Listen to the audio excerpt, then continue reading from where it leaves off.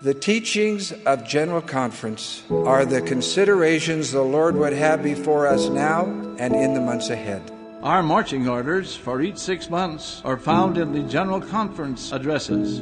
For the next 6 months, your conference edition of the Ensign should stand next to your standard works and be referred to frequently. I encourage you to read the talks once again and to ponder the messages contained therein. I exhort you to study the messages of this conference frequently, even repeatedly, during the next 6 months. You're listening to the Conference Talk podcast, where it's conference weekend every weekend. Each weekend, we discuss talks from the most recent General Conference of the Church of Jesus Christ of Latter-day Saints. That's right. We'll share some insights, make some connections, and have a bit of fun as we study the words of the awesome men and women that God has called to direct His church in the latter days. I'm Kevin Stanfill. And I'm Shelby Stanfill. This episode, we are talking about President Russell M. Nelson's address titled, Rejoice in the Gift of Priesthood Keys. And it's a good one, and I wanted to be one of the first ones to sign up for this talk, so I did, and we got it, and I'm happy we're talking about it. Yeah, I was pleasantly surprised to know that we got President Nelson's talk, and this talk was really interesting. It was so unique as well. You know, it's not only the address from, you know, the president of the church or the prophet, but I thought how this was really, if I expected anything from the president of the church, you know, the person who is executing the decisions, you know, obviously through revelation and in unanimous counsel with the rest of the Quorum of the 12 and the First Presidency. But this was a phenomenal talk and address. It really highlighted some of the efforts made by the church leadership that, you know, we as members of the church, we benefit so much from all of the work that goes on at the higher levels. And we have our local leadership and we do what we do, but then there's also a grand scale. And I think that President Nelson really allowed us a glimpse at that grand scale of how the Lord's kingdom is really being built and led here on the earth in the latter days. Yeah, so if I can just start us off, I feel like something that helped me the most in studying this talk was first defining what priesthood keys, power, and authority are. Because he talks about them in the talk, and obviously he starts with talking about temples. But I just wanted to define those right out the bat because I feel like it's important to understand the questions and the things that he says later. That's a good idea. So, for those wondering, these all came from the Bible Dictionary of the Scriptures definitions. These are not my definitions. That's a good source. Okay, so priesthood keys, rights of the presidency or the power given to man by God to direct, control, and govern God's priesthood on the earth. So, obviously, these priesthood keys are held by Russell M. Nelson and the First Presidency, right? So it's given to the presidency. Okay, next is priesthood authority, okay? Priesthood authority is conferred by ordination, permission to act in God's name. So whenever you're called to a calling, really, that's by ordination, right? Like you're set apart and ordained. That is priesthood authority. You're given that power to act in God's name for whatever your calling is. So if you're a primary president, you got the authority over that primary presidency. And then priesthood power is available to all. That is available to everybody. Those are blessings of the priesthood, and they are blessings that we can have as endowed members of the Church of Jesus Christ of Latter-day Saints, men and women, even baptized members. You have priesthood power as well. So that is the definitions. And funny enough, well, actually, I'll save this story for a second. We'll talk about the talk for a second. Or Kevin just gave me the nod. Maybe I'll go ahead and share the story. You're running the show. Go ahead. Okay, perfect. So we were going to record this episode specifically on, I think it was Tuesday night. And I was getting my daughter ready for bed because my husband had an interview with the state president. And this freak thunderstorm came out of nowhere here in Texas. Like, I didn't even know. It wasn't even on my radar. And so this thunderstorm happened. I got Addie out of the bath right away because I didn't want her in the bath with like lightning striking. And anyway, got all our things done. I had taken my shower before hers, just got a lot of things done. And then right as I'm about to put Adeline to sleep, power goes out. And I'm like, what the heck? We're supposed to record our podcast tonight. Like, that was my first thought, was opposition in all things. And I knew we were going to record, so I'd been studying this talk. And so I was really praying to understand priesthood, authority, power, and keys. Like, what does all this even mean? And so when the power went out, the Spirit decided to teach me a little analogy about the power going out that I thought would help anybody listening understand the difference between these keys, because I know it helps me.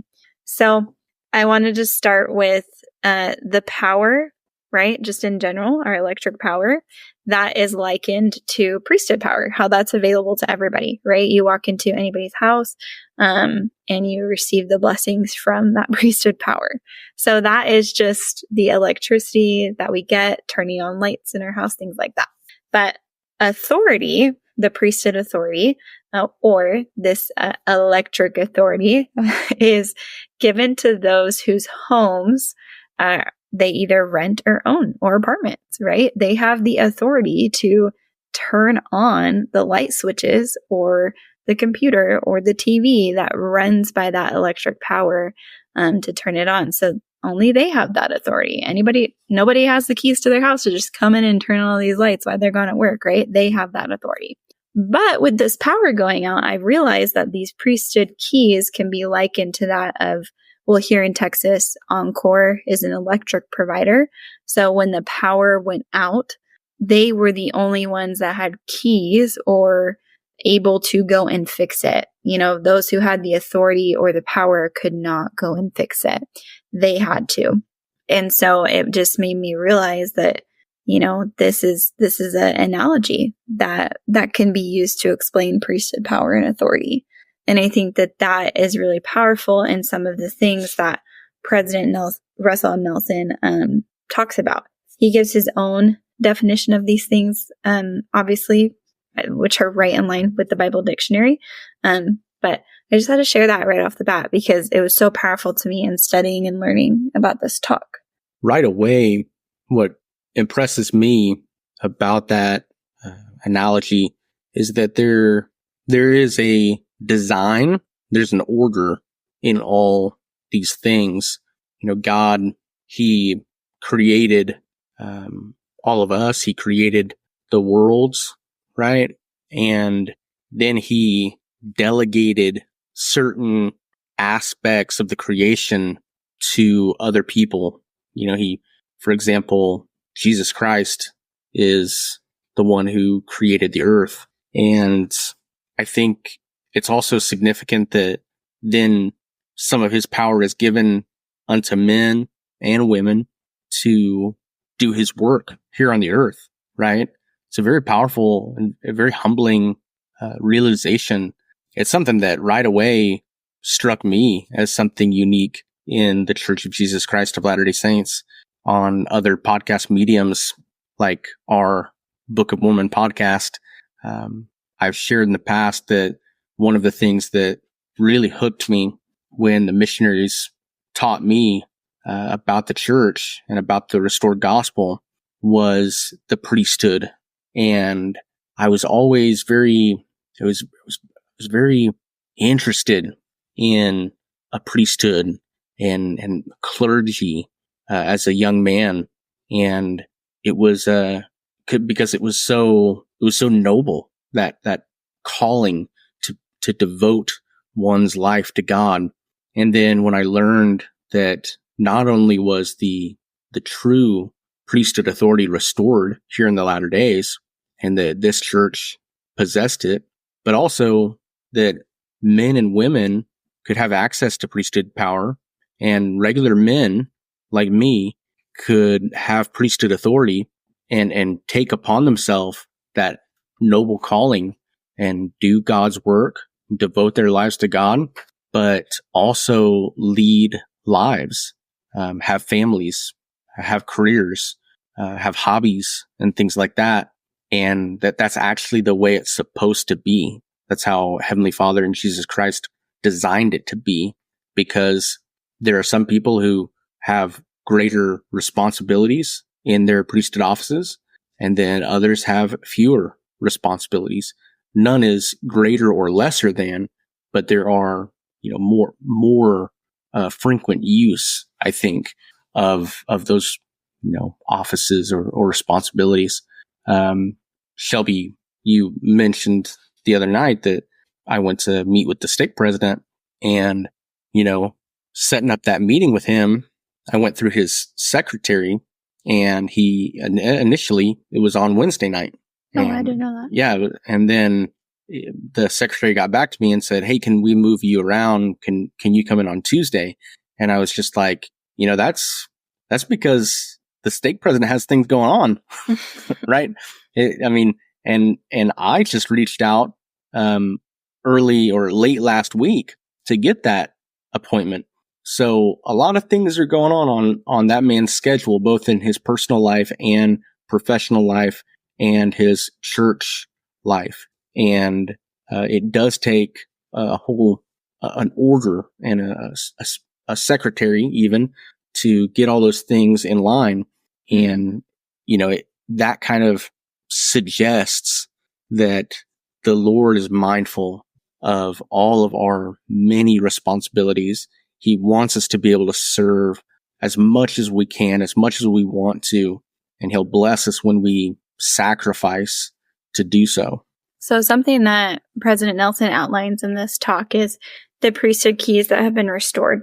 And he touches on them. He says keys of both priesthoods, which would be Melchizedek and Aaronic priesthoods, the keys of the gathering of Israel, the keys of the gospel of Abraham, and the keys of the sealing power.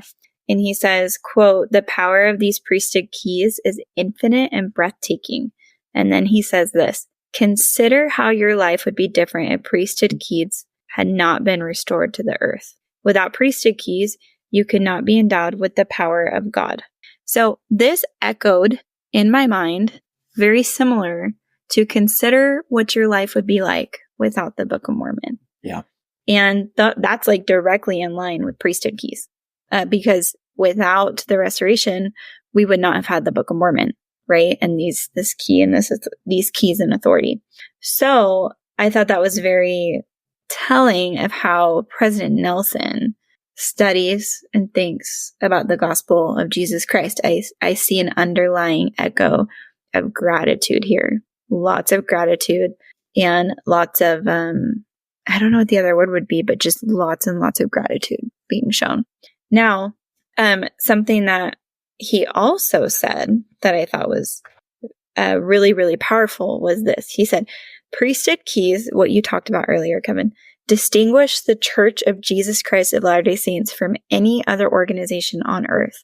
Many other organizations can and do make your life better here in mortality, but no other organization can and will influence your life after death. That, to me, was like a mic drop. Like, you might as well end your talk right there, because it's true. No other organization can and will influence your life after death. Why does it influence our life after death? Because all of the ordinances and covenants that we make are sealed by priesthood authority, right? By that priesthood power. And it has implications after this life. What is bound on earth shall be bound in heaven, right? And so that was super, super powerful to me, because I think we can get fed up sometimes. Not fed up, that's the wrong word. I think we can get too caught up in other good things that do exist. So President Nelson starts in his talk going in a particular order of events. He brings up the Kirtland Temple, And then he talks about some of the things that happened there in church history, specifically the restoration of these priesthood keys. And then he also talks about that the church recently acquired that property. And I would say also it's a reacquirement, right? It's almost as though it was restored to the church, right? Restored to its proper or original owners. And that was really cool. I remember when that happened, it was, Shelby and I, we were very plugged into the whole Latter-day Saint YouTube and influencer community. And so immediately we started seeing these things pop up and in our news feed.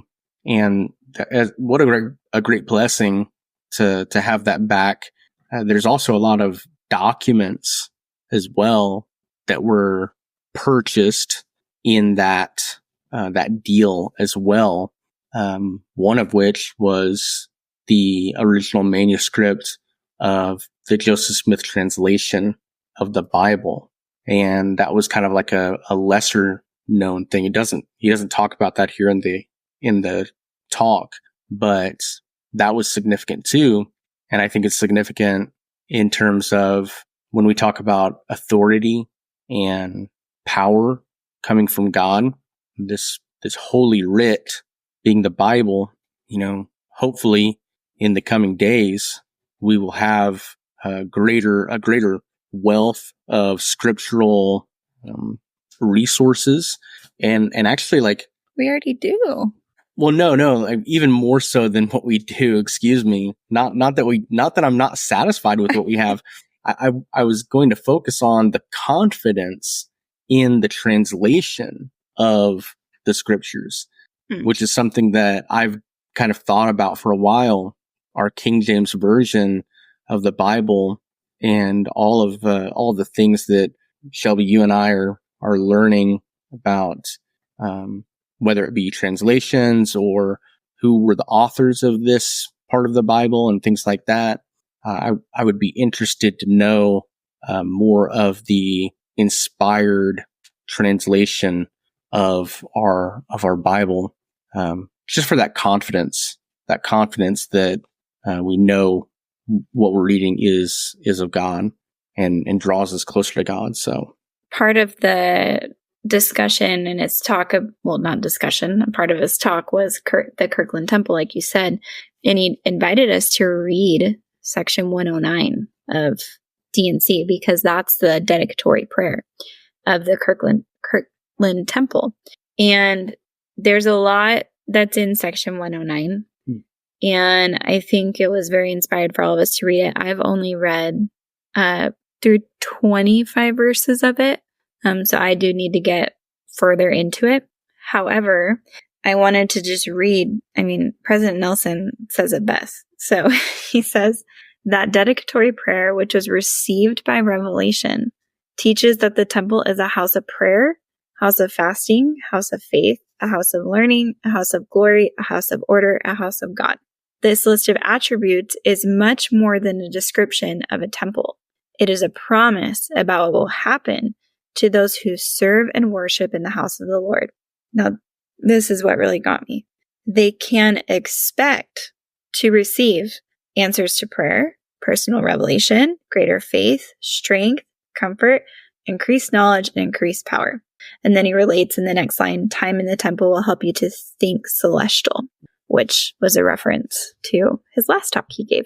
And I think the reason why this hit me so hard, this part of the talk, was because we often think of temples, and Elder Bednar has talked about this, that we often look at a temple because of its location and its iconic structure and its surroundings and its beauty, when really what we should be rejoicing over is not that, but these things that are spoken of, that there's now a house of prayer, house of fasting, house of faith, house of glory, house of order, that we then can come to think celestial and to take the keys of the gathering of Israel that have been given to this dispensation and all of us have the power and authority to do that, right? As baptized members, to then go out and reach those blessings and extend those blessings to everybody.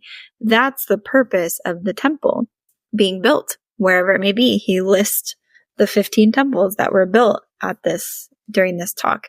And so there's much more I could say about that, but it really struck me that that is something that we can expect in every single temple that we go into. It's not about the temple, it's about the ordinances and the covenants and the power that we receive when we leave that house of the Lord, right?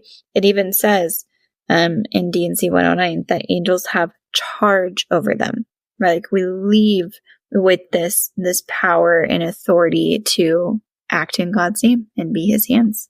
And so that really, really stuck out to me. Yeah, needless to say, it cannot be overstated the importance of our temple worship and making it as regular as our conditions or circumstances permit, right? Shelby. Listen, Linda.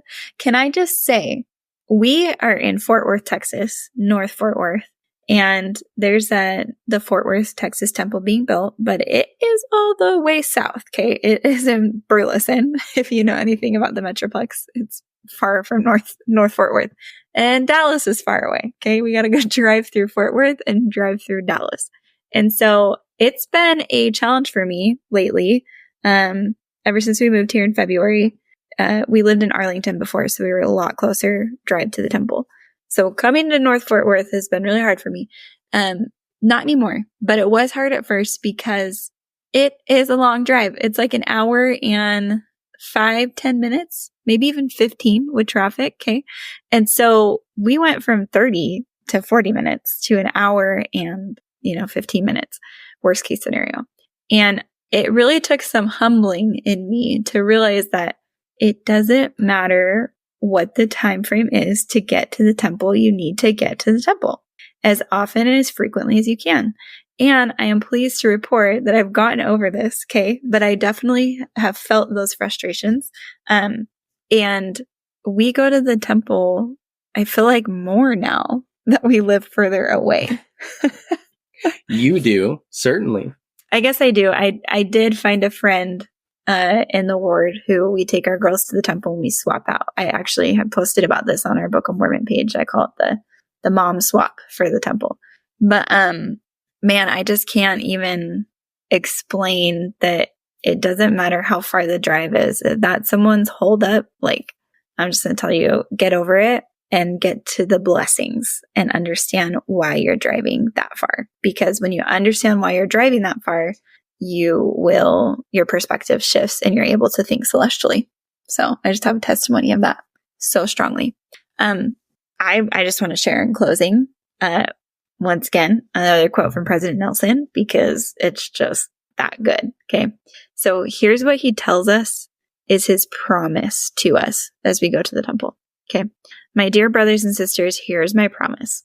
Nothing will help you more to hold fast to the iron rod than worshiping in the temple as regularly as your circumstances permit. Nothing will protect you more as you encounter the world's mist of darkness. Nothing will bolster your testimony of the Lord Jesus Christ and his atonement or help you understand God's magnificent plan more. Nothing will soothe your spirit more during times of pain. Nothing will open the heavens more. Nothing. Now, the title of his talk was Rejoice in the Blessing of Priesthood Keys, right? I think I said that right. And this ending invitation can only be said because of the blessings that have come from priesthood keys being restored. And it was so powerful when he said these. I remember the look in his eyes. Like, it's as if he was taking you by the shoulders and shaking you politely, not rudely, and saying, nothing will help you more. This is what you need to do to soothe your spirit, to bolster your testimony. Anything that you've been struggling with, go to the temple, get to the temple. And if you do not have a recommend, work towards a recommend. Anything to get you to the temple, do it, is what I heard. And I echo his words. Like, I know that it's true. I've experienced it in my own life. And there's a lot of peace for me that comes from the temple. So I could go on and on about the temple because, like, listen, I am its biggest fan. I would say I'm the temple's number one fan. Because it's just that good. It was my therapy for so long until I needed actual therapy. I always say that, but it really does fill us and lift us. So, man, my life would be so different without the priesthood keys. Awesome. Sorry, Kev. I went off on a tangent. It's perfect. Anything you want to say in closing? No. Awesome. Well, thank you everyone for listening to the Conference Talk podcast. This episode, we discussed President Nelson's address, rejoice in the gift of priesthood keys. If you enjoyed this episode, give us a 5-star rating anywhere you get podcasts. And check out our website, conferencetalk.org, where you can follow us on social media, drop a comment, check out the show notes, and learn more about us, your host. If you want to follow us, Kevin and Shelby Stanfill, you can find us at the Book of Mormon Podcast on Instagram, as well as our actual podcast feed on Spotify, Apple Podcasts, and a bunch of other places too. Also, for me personally, I've started a new podcast called the Grace by Grace Podcast. And so you can find that. It's just Grace by Grace Podcast with Shelby Stanfill. But while we always appreciate new followers, it's better to follow the prophet and the apostles themselves. Yep. We love speaking about the church and our leaders, but we do not speak for them. Everything said on this podcast represents our own personal opinions. So join us next time in making every weekend conference weekend on the Conference Talk podcast.